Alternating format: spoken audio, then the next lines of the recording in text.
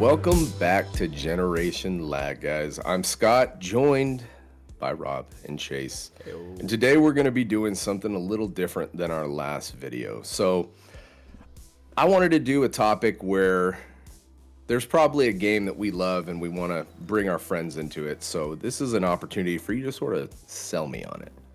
So these two have been relentlessly, Chase specifically, have been relentlessly trying to convince me to dive into Monster Hunter Wilds, the newest installment in Capcom's long-running series.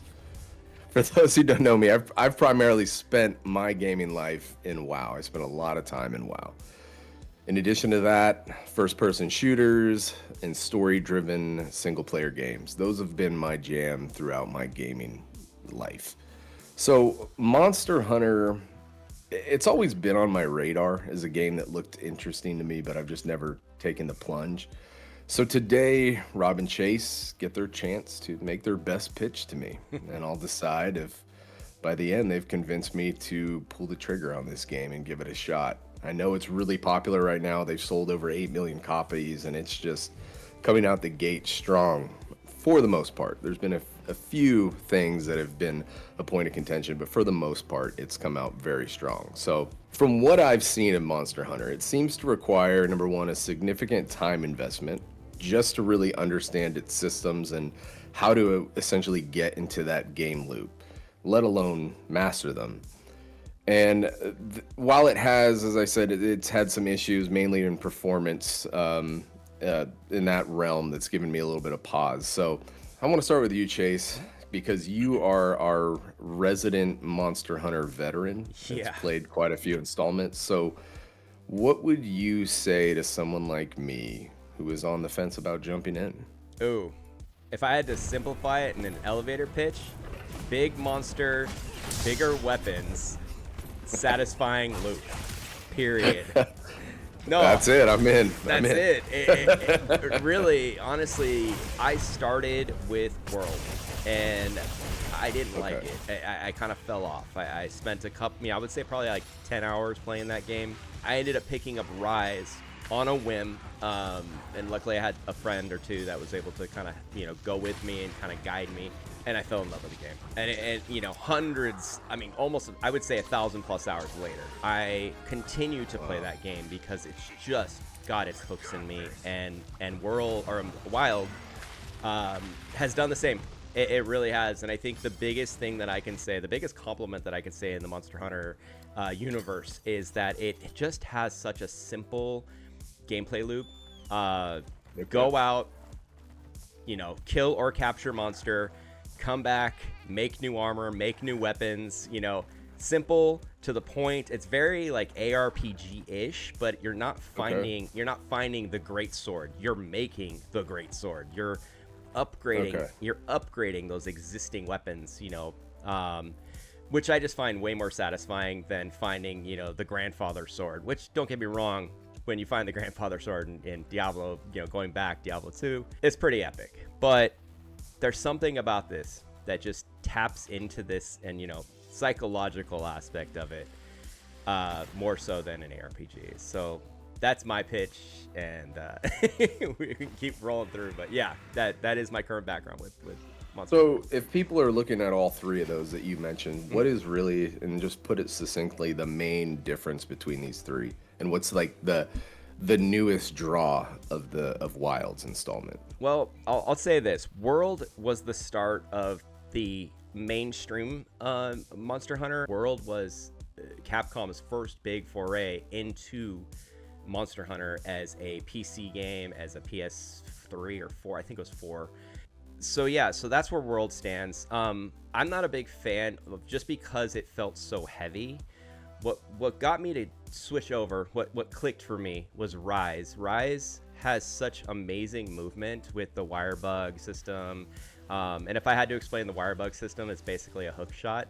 And I ran a weapon called Insect Glaive, and the running joke is that it's literally floor is lava. You don't touch the ground. You're constantly flying and floating, and just I think I've seen that one. It's the one where you're kind of pole vaulting around, sort of. yeah, exactly. Okay. You're constantly in the air, and there are correct ways of using it. I mean, people always say, "Oh, don't constantly, be doing this."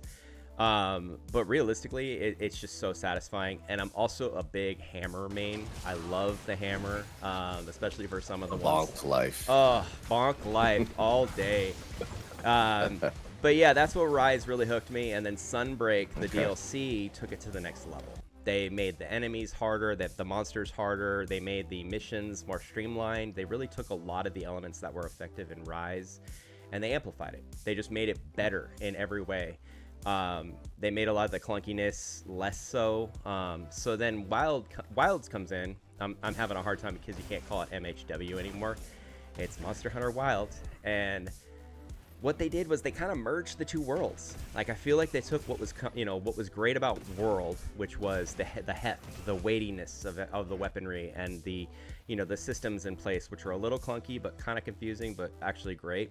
And then they took what I loved about Rise, which was the fluidity of movement, the satisfying factor of getting into the mission, getting what you need, and getting out, but also having this flow state. I get into this Zen mode when I'm playing in Monster Hunter Rise, this just complete focus and total Zen. So I can see that. It's kind of strange because as well as I, it's like time is of the essence. It's like, how much time do we have? We have 30 minutes, and they run these missions. It's 50 minutes tops. That's all the time you get.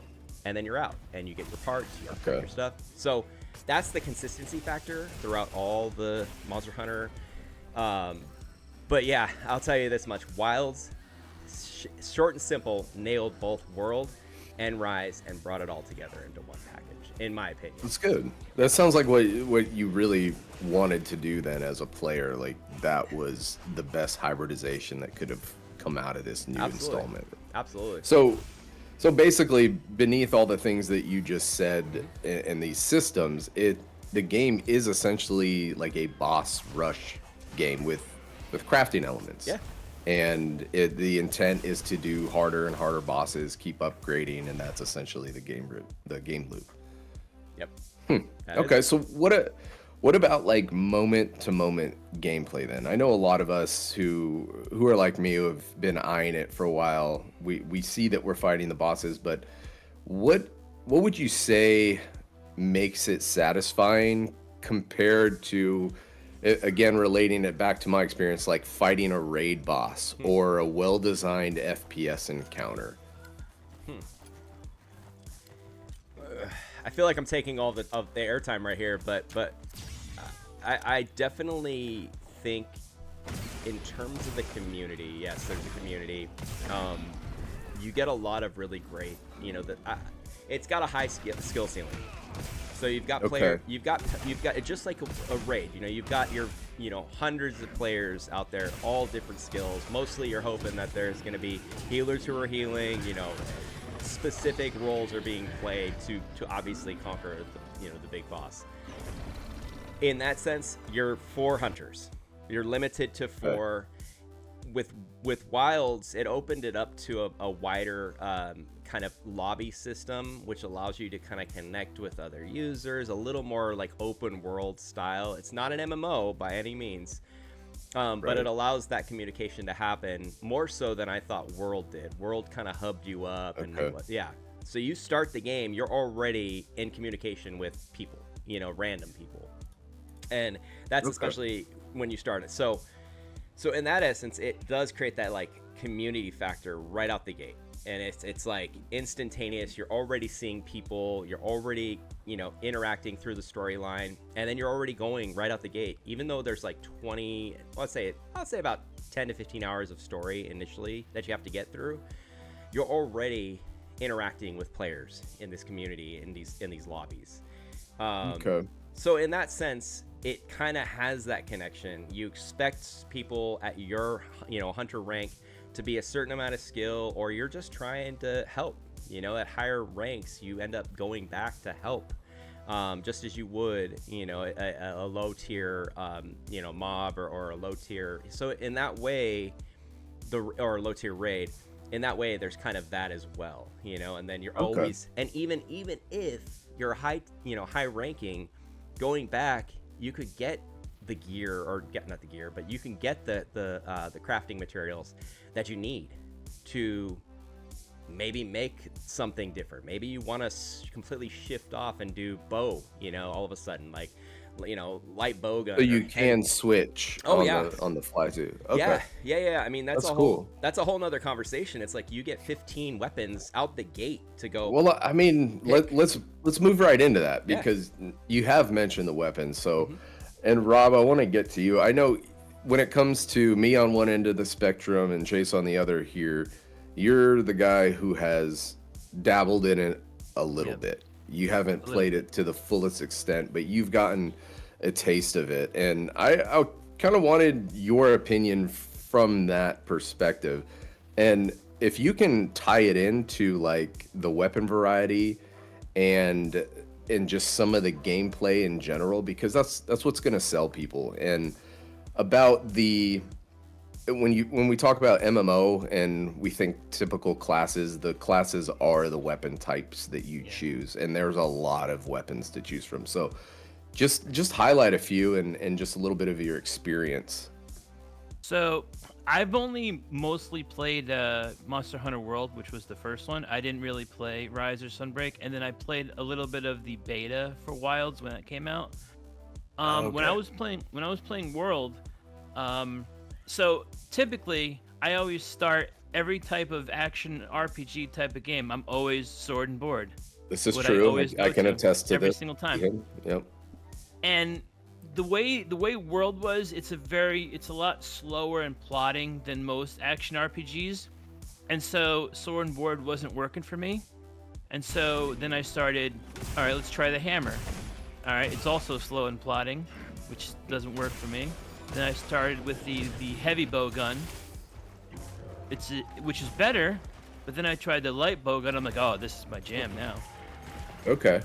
Because then I could be like kind of hit and move, and I kind of got in a great rhythm with that, and that became the weapon that I used for basically the rest of the time I played that game.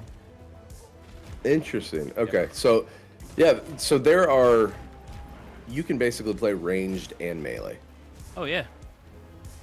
Interesting. Okay, see, I didn't know there was that much range. I thought it was mostly melee.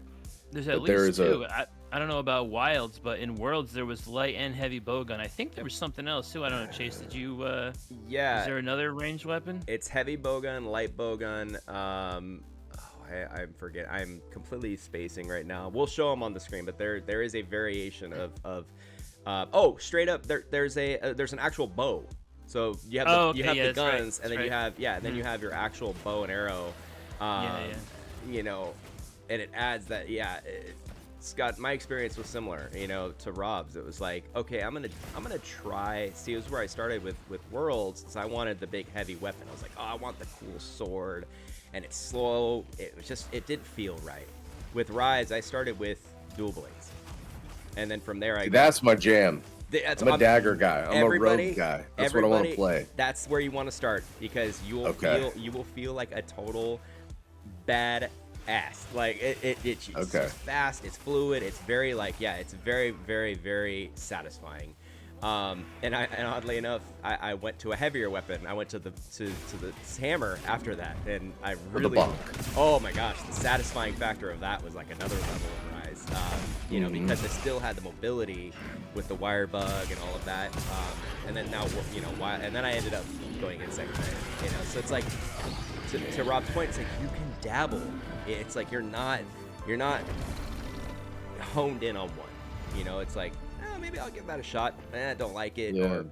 And what you'll see a lot of players do is, like, gun lance is one of the most challenging, because there's so many things that are technical. I can't use it.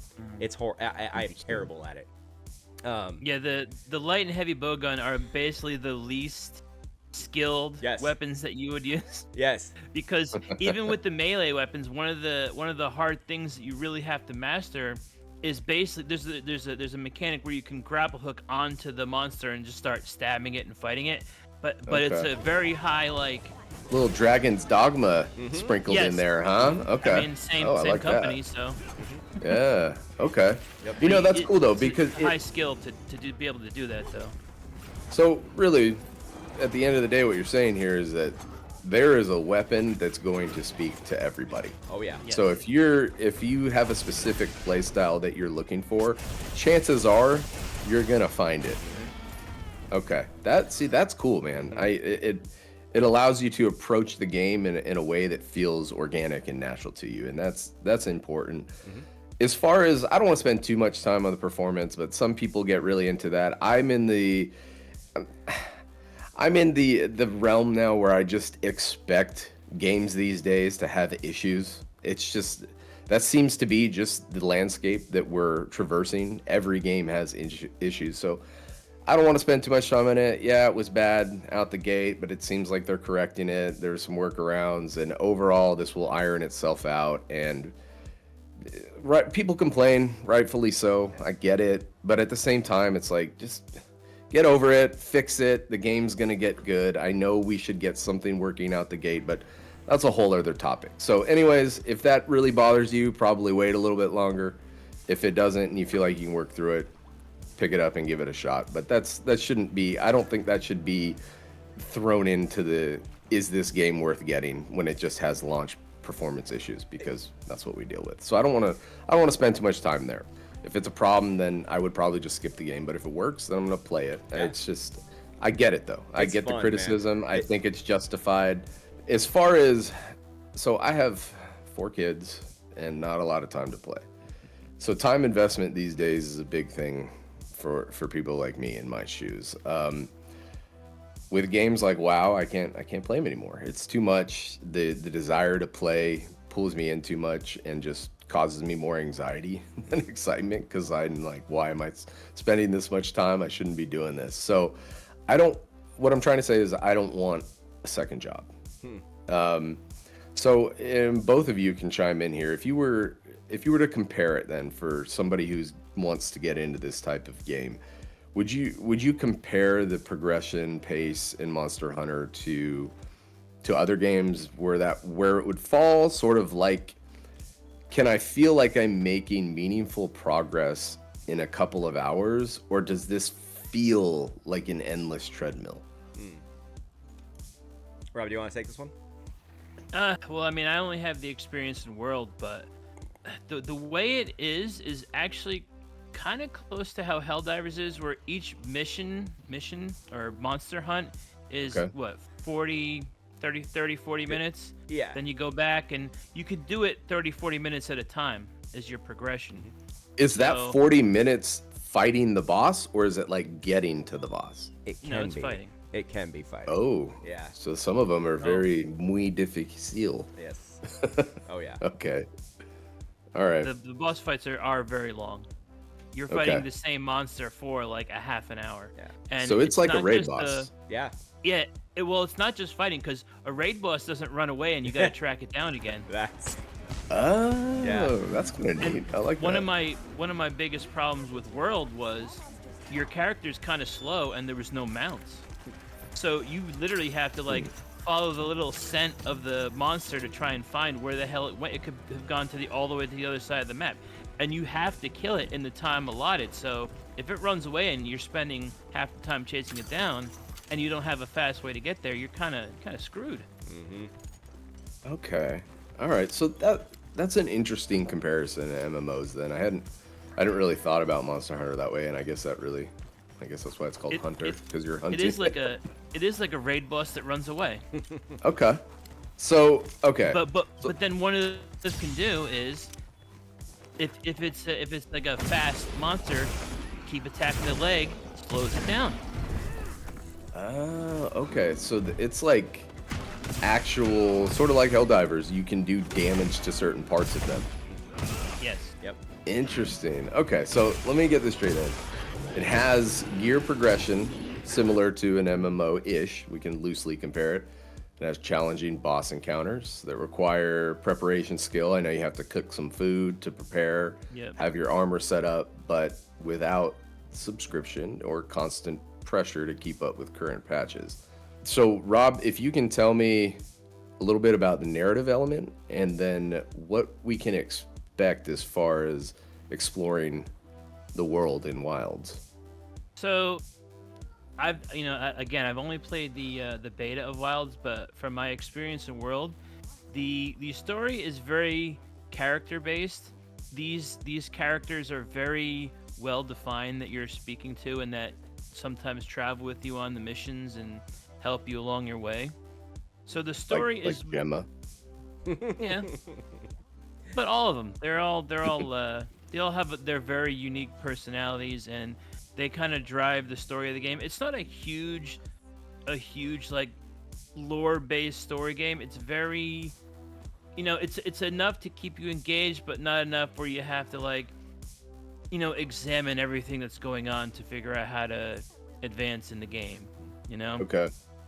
Yeah, that makes sense. And what about the landscape then, as far as exploration goes? Does it feel like a? I know it's not technically a pure open world game, but does it give you that feeling that you're in a bigger world and not so linear, I guess? So to me, Worlds felt like the world's largest battle arena, where there are limits to where you can go. Like if you go beyond a certain point, you exit out back into either the town or the next area.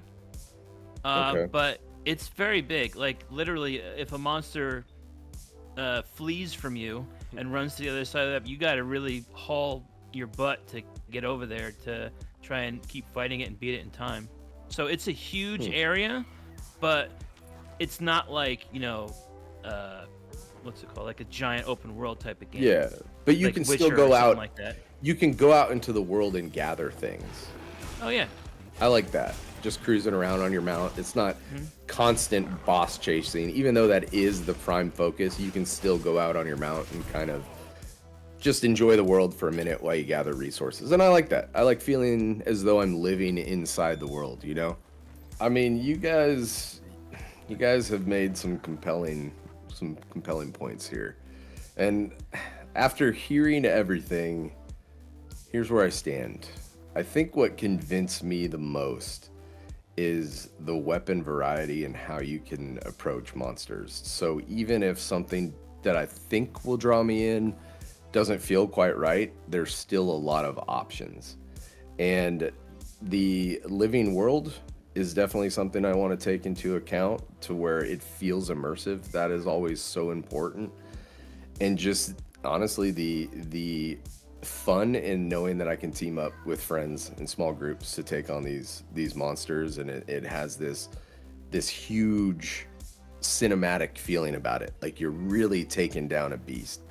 I think I might have to pick this up. I've been asking you guys to gift it to me, maybe. I mean, for those people that are watching this video who might be in a similar position to me and are on the fence about Monster Hunter Wilds, let us know in the comments what your hesitations are, if you've recently taken the plunge yourself, and what convinced you or drew you in, and now you're happy with your decision. And if you're a veteran Monster Hunter player, feel free to add anything Rob or Chase might have missed in their pitch. And yeah, I think I'm gonna install this. I'm gonna give it a shot, guys. Woo. But yeah, that's it for this episode, Generation Lag. Thanks for watching, and we'll see you next time.